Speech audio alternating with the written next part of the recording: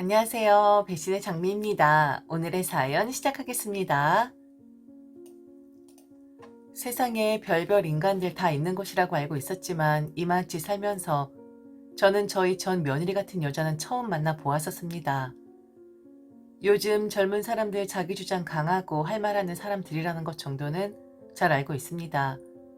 그래서 저는 며느리를 들였을 때 최대한 며느리와 아들 일에 관심을 두지 않으려고 했고, 저로 인해서 아들과 며느리가 마음 상하는 일이 없기를 바라며 항상 조심을 했었습니다. 그게 현명하고 올바른 어른의 모습이라고 생각을 했었거든요.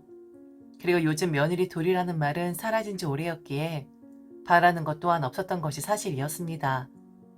그저 지들만 잘 살기를, 부족하지만 지들끼리 아끼며 도와가며 살아가기만을 바랐었죠. 그런데 며느리는 그런 저의 마음은 모르고 저라는 사람을 우습게 생각을 하는 것 같더군요. 아무 말도 안 하고 아무것도 바라지 않고 무슨 말을 해도 우리 아들이 잘못했구나, 마음 상해서 어쩌니 하고 며느리 편을 들어주다 보니 저를 막 대해도 되는 시어머니라고 생각을 했었던 거겠죠. 며느린 아들과 무슨 문제가 있을 때마다 제게 전화를 걸었습니다. 아들과 살고 싶지 않다는 말을 종종 했었고 결혼을 후회한다는 말도 서슴지 않고 했었죠. 그럴 때마다 마음이 무너져 내렸습니다. 왜 그렇게 우리 아들은 며느리에게 꼼짝을 못하는 건지, 좀 잘 좀 해서 불화 없이 살면 좋으련만 아들 가진 게 죄가 된 것만 같았습니다.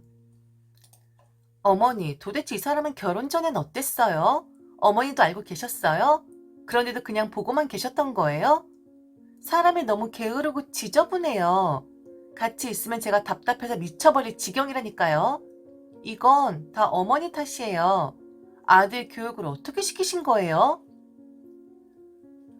아들과 며느리는 신혼 초부터 서로 삶의 방식이 달라서 다툼이 잦은 것 같았습니다. 정말 사소한 것들에서부터 말이죠. 뭐 당연히 그럴 수도 있는 거니까 맞춰가려고 하는 단계니까 이해하려고 노력했습니다. 그리고 며느리는 항상 말끝에 제게 그랬었죠. 저 아니면 누구에게 하소연하겠냐고요. 남에게 말하거나 친정 식구들에게 말하면 그런 흠이 있는데 결혼한 거냐고 욕을 할 텐데 차라리 제게 말을 하면 새어나갈 일도 없고 안심이 되지 않냐고 하더군요. 요즘 며느리들 참 무서워요. 말 한번 잘못했다간 꼬투리 잡히기 일쑤였고, 며느리가 아들 욕을 하면 절대로 며느리에게 싫은 소리 하면 안 되는 거랍니다. 다 들어주고 며느리 편이 되어야 우리 아들이 편한 거라고 하더라고요. 제가 아들 편을 드는 순간 며느리한테 쥐잡듯이 잡히는 날이 될 테니까요. 아들 부부의 다툼은 다 사소한 것들이었어요. 청소부터 음식까지. 가끔은 서로 소통이 잘 되질 않아 오해를 불러일으킬 만한 말투에서도 비롯되었었죠. 말이라는 것이 다르고 다르다고 말 하나에 남의 기분을 상하지 않도록 부부 사이에서도 조심을 해야 하는 법이긴 하죠.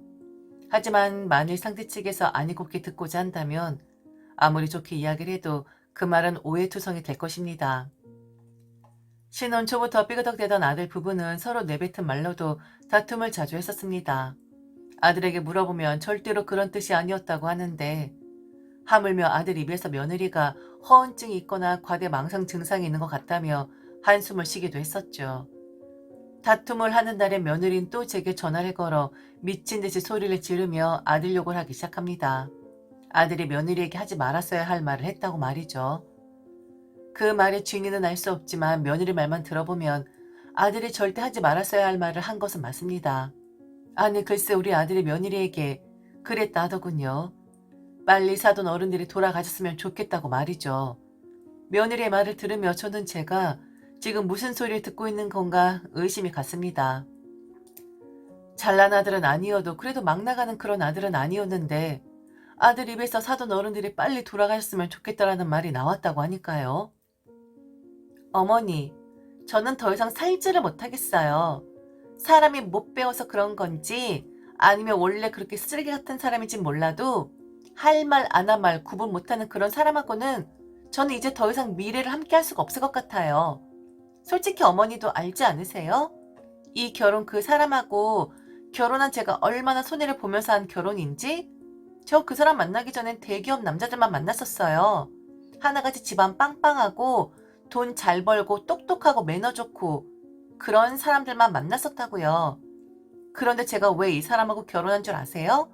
사람이 한없이 착했으니까, 성실했으니까. 그동안 제가 만난 사람들보다 좋은 차도 아니고 직장도 들어보지 못한 그런 곳이었어도, 그래서 저한테 지질하게 살게 해줘도 저는 정말 이 사람 성격 하나 보고 선택을 해준 거라고요. 그런데 이 사람은 착하지도 않고 성실하지도 않고 못 배운 티를 팍팍 내는 그런 무식한 사람이었어요. 가만히 계시지 마시고 무슨 말씀이라도 좀 해보세요. 그 사람이나 아들 잘못 키운 어머니나 지금 둘 다 저한테 미안하다고 용서를 빌어야 하는 거라고요. 그렇게 아무 말 안 한다고 이 일이 해결되는 것이 아니라고요. 홧김이라도 해서도 안 되는 말이면 분명했죠. 만일 아들이 저런 말을 했다면 지금 길길이 날뛰고 있는 며느리의 분노 이해 못할 것도 없죠. 저 같아서도 아마 모든 것을 다 뒤집어 엎어버리고 싶었을 겁니다. 그런데 아들과 통화를 하고 나서 알게 되었네요.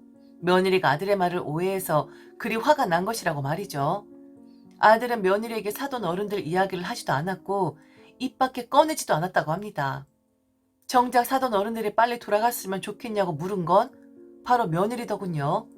아들은 하도 기가 막혀서 아무 말 않고 방으로 들어갔는데 며느린 그런 아들의 행동을 보고는 본인이 한 말에 긍정적으로 대답을 한 것이라고 본인 혼자 판단을 해버린 거였죠.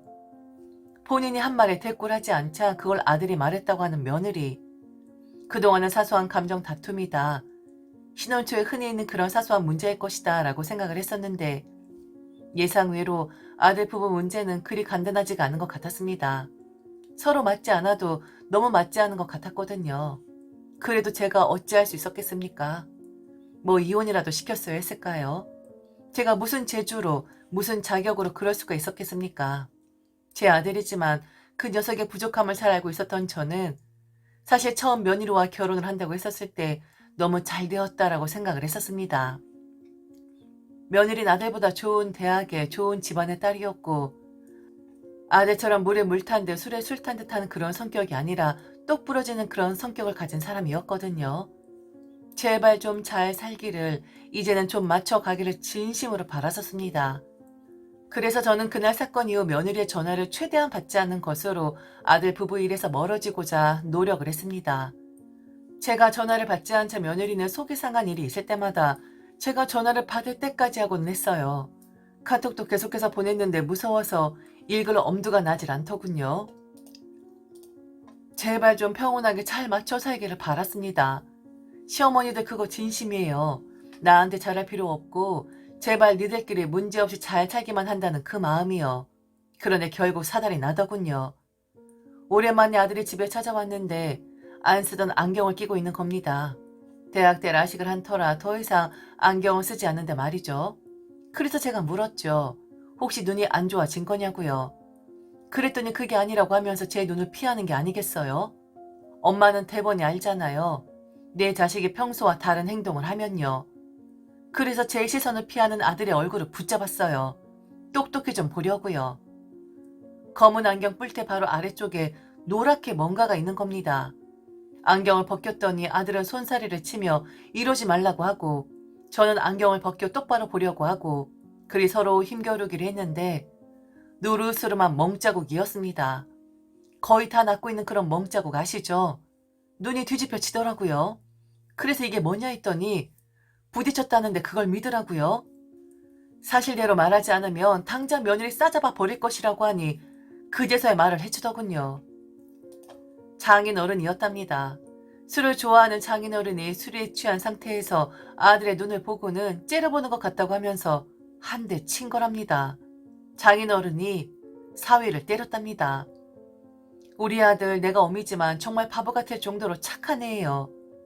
좀 나쁜 남자로 키울 걸 왜 이리 미련한 놈을 키워놓았는지 그땐 정말 한스럽더군요. 며느리에게 전화해서 사실이냐. 우리 아들 말이 이러이러한데 정말 바깥 어른이 우리 아들 얼굴에 손을 댄 것이냐 했더니 며느리 그것이 그러대요.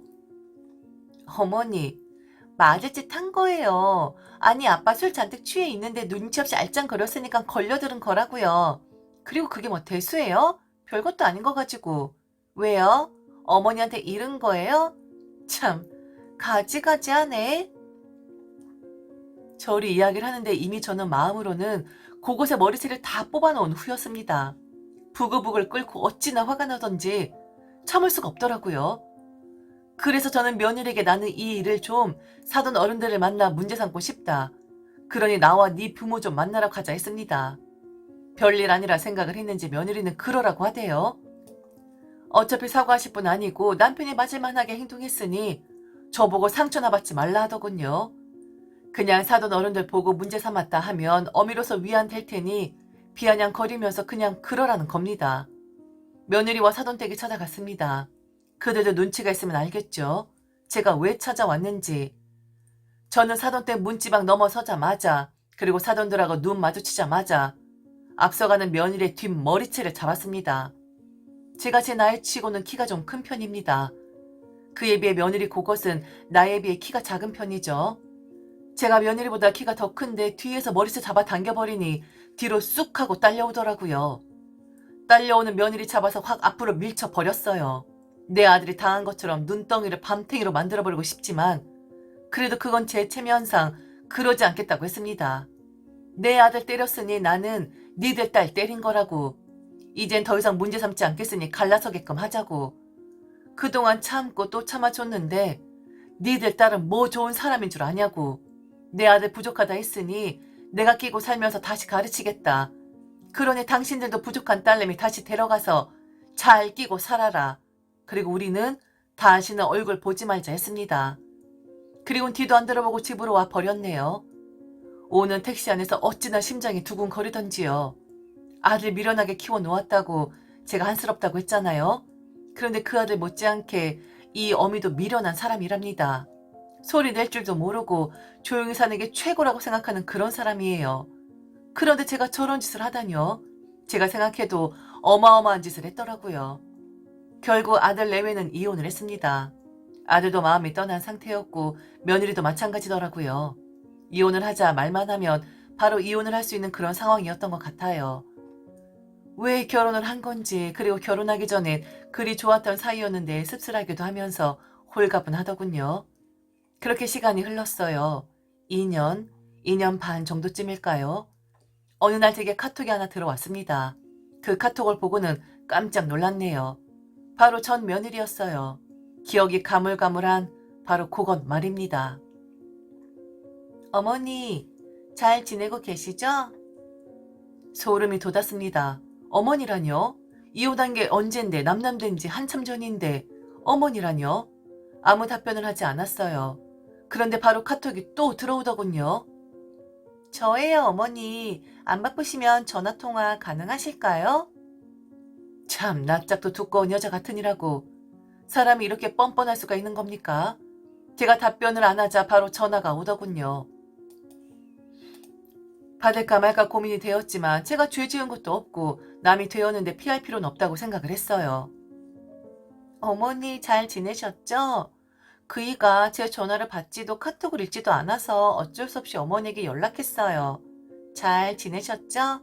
건강은 어떠시고요? 괜찮으신 거죠? 아무 일 없었다는 듯이 마치 어제 통화를 했었던 사람 마냥 제게 말을 했습니다. 제가 대답을 안 하자 또다시 아무렇지 않게 다시 말을 하더군요. 그이가 저한테 화가 많이 났나 봐요. 이렇게 시간이 흘렀는데도 저를 모른 척하는 거 보면요. 근데 저는 이제 그 사람을 용서했고 늦었지만 지금 생각해보니 그이가 그때 왜 그랬는지 이해가 가요. 처음이라 서로 맞춰가느라 싸우고 의견 대립 있었던 거였었는데 저는 그때 저나 그이가 너무 맞질 않아서 그런 거라고 단정을 지었었어요. 그리고 그이만 부족하다고 탓했고 제가 너무 잘못했었던 것 같아요. 그이만큼 착하고 성실한 사람은 없는데 이제야 그걸 알게 되네요. 너무 죄송해요, 어머니. 제가 너무 늦게 깨달았어요. 어머니, 저 이제 정말 많이 변했어요. 그이한테 저랑 통화해 보니까 제가 많이 변했다고 꼭 이야기 좀 해주세요. 저 그이랑 다시 합치고 싶어요, 어머니. 어머니가 좀 도와주세요. 요즘 젊은 사람들 다 이렇습니까? 정말 무섭다라는 생각이 들었어요. 사람이 어찌 저리 뻔뻔하고 영악할 수가 있는 건지 참 대단한 여자 납셨더군요. 늦게라도 그리 깨달아서 다행이구나. 그런데 지금 나는 너무 불편한 마음이 들어. 너랑 이렇게 통화하는 것도 그렇고 네가 나한테 연락을 하는 것도 그렇고 말이야. 아쉽게도 우리 아들은 너에게 화가 난 것이 아니야. 왜 남에게 화가 나겠니? 너는 길 지나가는 모르는 사람들한테 막 화내고 그러니? 그 말이 무슨 뜻인 줄 아니? 예전엔 사랑했겠지만 이제 우리 아들에게 너란 사람은 안중에도 없다는 뜻이란다. 참 사람이 뻔뻔해. 그렇게 함부로 대할 땐 언제고 이제 와서 다시 합치고 싶다고? 동네 놀이터쯤으로 생각하니? 참 너란 앤 그때도 그랬지만 난 여전히 이해를 할 수가 없다. 사람이란 게 그래. 내 손 안에서 사라지고 나면 그제서야 그것의 소중함을 알게 되는 법이거든. 그런데 이런 전화 앞으로 하지 말아라. 우리 아들 좋은 여성을 만나고 있어. 오랜만에 우리 아들 행복해서 웃고 있는데 너란 애 때문에 산통 깨지는 거 바라지 않아? 그러니 얘야, 우리 인생에서 좀 나가줄래? 처음부터 없었던 것처럼 말이다. 이제 너는 남이야. 안중에도 없다고. 우리 아들은 아마 네 이름도 잊어버렸을 거다. 울며 불며 불쌍한 목소리로 아들과 이혼을 한 뒤 혼자 시간을 보냈고 그 시간을 보내면서 아들의 소중함을 깨닫게 되었다고 합니다. 그래서 늦었지만 눈치를 보다가 이제야 연락을 하는 것이라고 하더군요. 저는 그냥 전화를 끊었고 전화를 차단으로 돌렸어요. 아들에게 말을 했는데 이미 아들에게 여러 번 전화 시도를 했었고 카톡도 보냈었더라고요. 다 대답을 안 했다고 합니다. 그리고 만나는 여자가 어디 있겠어요. 그냥 하는 소리지. 모르겠습니다. 우리 아들이 다른 여자를 만날 수 있을지는. 그냥 저는 좀 더 조용해지고 싶은 마음뿐이에요. 미혼인 아들 두신 어머님들, 며느리 들일 때 잘 살펴보세요. 너무 똑똑하고 똑부러져도 이런 어이없는 성격을 가진 여자들이 있기도 하더군요. 아무리 여자들의 인권이 높아졌다 해도 이 정도까지 남자들을 짓밟으면서 높아질 인권이라면 그 수준을 좀 정리를 해야 하는 거 아닐까 싶어요. 지금까지 들어줘서 진심으로 감사합니다. 이상 배신의 장미였습니다.